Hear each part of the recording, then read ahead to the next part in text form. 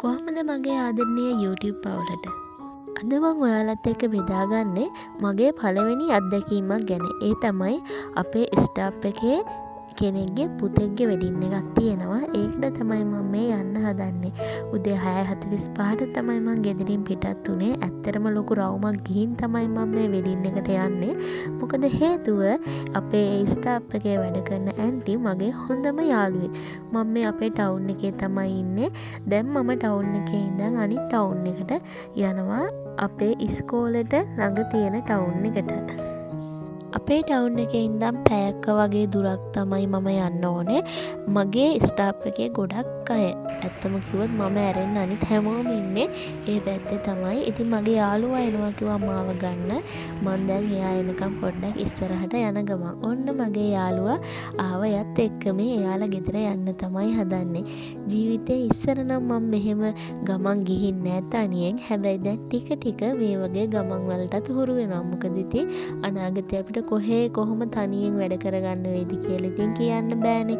ඔය යාළුවත් එක්ක ඉතින් එක එක ඒවා කතා කර යන්නේ. සතියේ දවස් 5 වැඩ කරත් ආයෙත් ඉතින් හම්බුනොත් කතා කරන්න දේවල් නම් ගොඩක් අපිට තියෙනවා. මගේ ගුරු ජීවිතේ මට හම්බුණු ලස්සනම චරිතයක් තමයි මේ මගේ යාළුවා. නම තමයි නාලනි. මම නම් කියන්නේ නාලනි මිස් කියලා. මේ තමයි ඉතින් එයාලා ගෙදර ආවා. එයාගේ කාමරේ තමයි මම දැක්ක ලස්සනම කාමරේ. හරිම පිළිවෙලයි. ඔය තියෙන්නේ ඉතින් මම වෙඩින් එකට ගෙනපු මගේ බඩු ටික. දැන් මං හදන්නේ ලැහැත්ති වෙන්න තමයි තව ටිකකින්. අපි වෙඩින් එකට යන්නේ 10:30ට. හැබැයි මං ගෙදරින් ආවේ උදේ 6:00ට. ඒ හින්දා මිස් මට කෑමෙක්කුත් දුන්නා බෙදලා කන්න. ඔන්න ඉතින් අපි දැන් යන්න හදන්නේ වෑන් එක වගේ ළඟටම. දැන් නම් 10:00 විතර වුණා වෑන් එකේ ඉද්දී. අපි බලමු මොකද වෙන්නේ කියලා ඉස්සරහට. ඔය පස්සාන යන්නේ අපේ හොඳම යාළුවෝ 3 දෙනා. මමයි සෞඛ්‍ය මිසුයි අපේ නාලනී මිස්. සෞඛ්‍ය මිස් කියන්නේ මේනකා මිස්. අනුරාධපුරේ තමයි වෙඩින් එක තියෙන්නේ. ඔය තියෙන කනදරා වැව. අනුරාධපුරේට යන කෙනෙක් ඉන්නවා නම් ගියපු කෙනෙක් ඉන්නවා නම් මේ වැව ඉතින් හම්බ වෙනවා අපේ පැත්තෙන් ගියොත්. දැන් මේ පේන්නේ රජරට අපේ එක සම්පතක්. ඒ තමයි රජරට විශ්වවිද්‍යාලයේ අලුතෙන් තාක්ෂණ පීඨයකුත් තියෙනවා. ඒක තමයි ඔයාලා මුලින් දැක්කේ.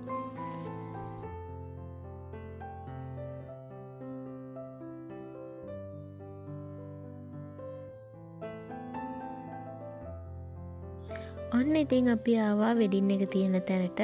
සීදේවි හොටෙල් එක තමයි මේකට කියන්නේ. මාත් ආවා පළවෙනි සැරේ. බලමු අත්දැකීම කොහොමද කියලා. ඉතින් අපේ ටීචර්ස්ලා ඔක්කොම ඇතුළට ගියා. මමත් ඉතින් පස්සෙන් ගියා. යද්දී මෙන්න මේ විදිහේ ලස්සන මල් බොකී ටිකක් තිබ්බා ඒ හොටෙල් එක ඉස්සරහා. ඔන්න අපිට දැන් වෙල්කම් ඩ්‍රින්ක් එක දීලා අපිව ගිය ගමන් පිළිගත්තා ආදරේ.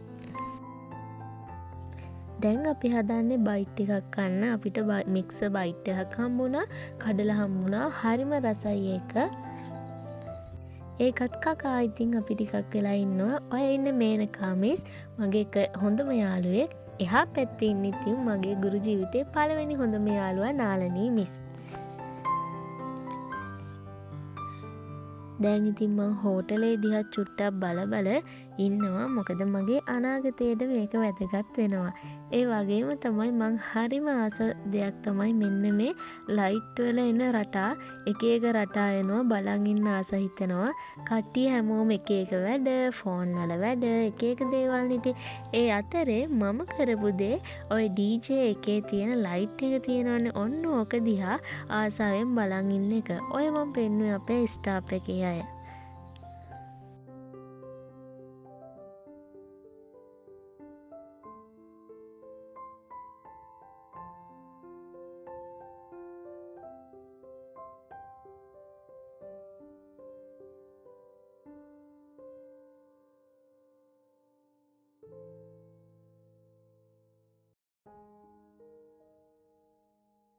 එකොළහමාට 12ට විතර අපි හෝල් එකෙන් චුට්ටක් එළියට ආවා. ඔය තියෙන හෝල් එකට එන්න තියෙන පඩිපෙළ හරිම ලස්සන හොටෙල් එකක් තමයි මේ සීදේවි හොටෙල් එක කියන්නේ. දැන් නම් ඉතින් කෑම ටයිම් එක ලොකුවට ඒව නම් වීඩියෝ කරන්න ගියේ නෑ මම. ඔය තියෙන ඩෙසර්ට් එක ඒකේ තිබ්බ වටලප්පන් එක තමයි මම දැනට කාපු රසම වටලප්පන් එක. මාරම රසයි වටලප්පන් එක. අයිස්ක්‍රීම් තිබ්බා, පළතුරු තිබ්බා, වටලප්පන් තිබ්බා. ඕවා තමයි කන්න තිබුණේ. ඊට අමතරව මෙන්න මේක තිබ්බා. කෑම ගන්න අතරේ අපිට යාළගේ ප්‍රී ෂූට් එකේ ෆොටෝස් දාලා තිබ්බා බලන්න. ඉතින් ඒවත් බල අපි කෑම ගත්තා. හරිම රස කෑම වේලක් තමයි තිබ්බේ මේ හොටෙල් එකේ. මේ හෝල් එකට ඇතුල් වෙන තැනම තිබ්බ මල් බොකිස් ටික හරිම ලස්සනයි. අර එන්ට්‍රන්ස් එකේ මම පෙන්නුවා වගේම තමයි මෙතනත් හරි ලස්සනයි. ඒ වගේම වෙඩින් එක ඉතින් දැන් සර්ප්‍රයිස් ඩාන්ස් කියන්නේ ඉතින් අනිවාර්ය දෙයක්නේ. මේ වෙඩින් එක ලස්සන කරන්න මේ විදිහට සර්ප්‍රයිස් ඩාන්ස් එකක් තිබ්බා. ඒකේ එක පොඩ්ඩේ නැටුව හරිම ලස්සනයි. චූටි ගෑනු ළමයි ආසාවෙන් බලන් හිටිය අනිත් දෙන්නත් එහෙම තමයි.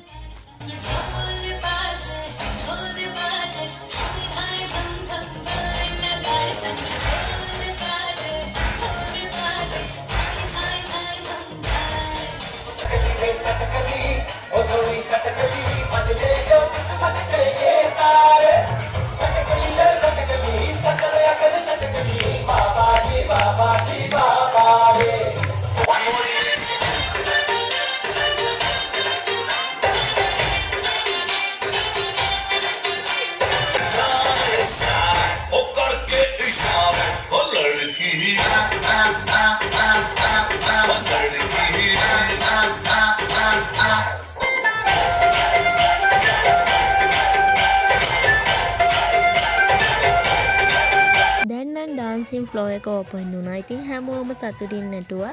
අපේ ස්ටාෆ් එකෙත් අයත් හිටියා. එයාලා සතුටින් නැටුවා. ඉතින් විනෝද වෙන වෙලාවනේ ඉතින් හැමෝම සතුටින් ඉන්න ඕනේ. මේ නටන්න කෙනෙක් නැතුව මේ ඉඳගෙන නටනවා. බලන්නකො අන්තිමේ එයා තමයි මුළු වෙඩින් හෝල් එකම සතුටු කරේ. මේ මිස් තමයි මගේ channel එකේ වීඩියෝ එකක් තියෙනවා. මනමාලි මමයි කියන සින්දුවට ඩාන්ස් එකක් දාපු ලෝක ළමා දිනේ දවසේ ඉතින් ඒකේ පිරිමි චරිතෙන් නටන මිස් තමයි ඔය. ඇත්තටම එයා ඉන්න තැන හරිම සතුටින් ඉන්න පුළුවන්. මොකද ඒ තරම් එයා විනෝදයි. ඉතින් ටීචර්ස්ලා වුණත් විනෝද වෙන්න කැමතිනේ. ඒ හින්දා වැඩිය මුකුත් හිතන්න යන්න එපා.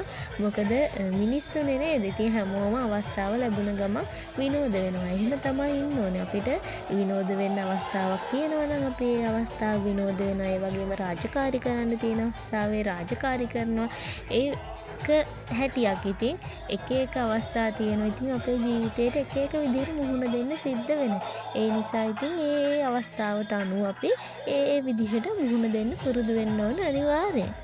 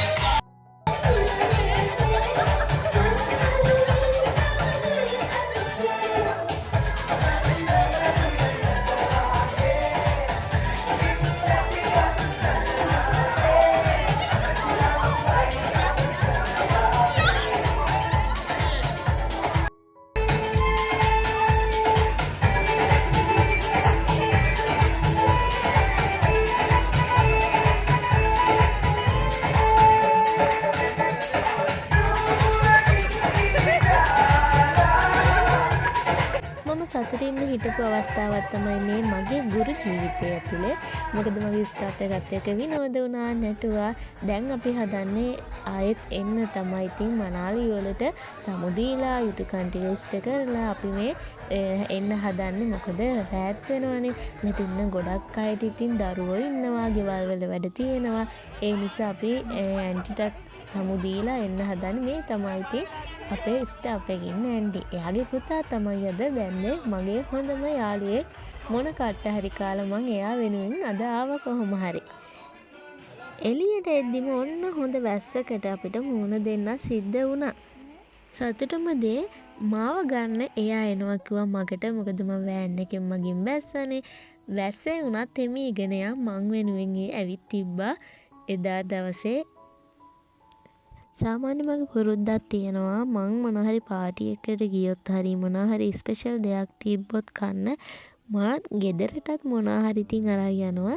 ඔය යන ගමන් ඉතින් අපි දෙන්න කතා කර කර ගියේ අපේ ටවුන් එකෙන් අම්මලාටත් මොනවා හරි කෑමක් අරන් යමු කියලා. ඉතින් ඒ වැඩෙත් කරගෙන අපි ගෙදර ගියා. ඔය ඉන්නේ දැන් අපි ඒ කඩේ රයිස් කොත්තු ගන්න තමයි ආවේ. එයාලගේ අම්මටයි අප්පච්චිටයි අපේ අම්මටයි තාත්තටයි. ඉතින් මේ වගේ ලස්සන ව්ලොග් එකකින් ආයෙත් මම ඔයාලත් එක්ක හමු වෙන්නම්. හැමෝම සතුටින් පරිස්සමෙන් ඉන්න.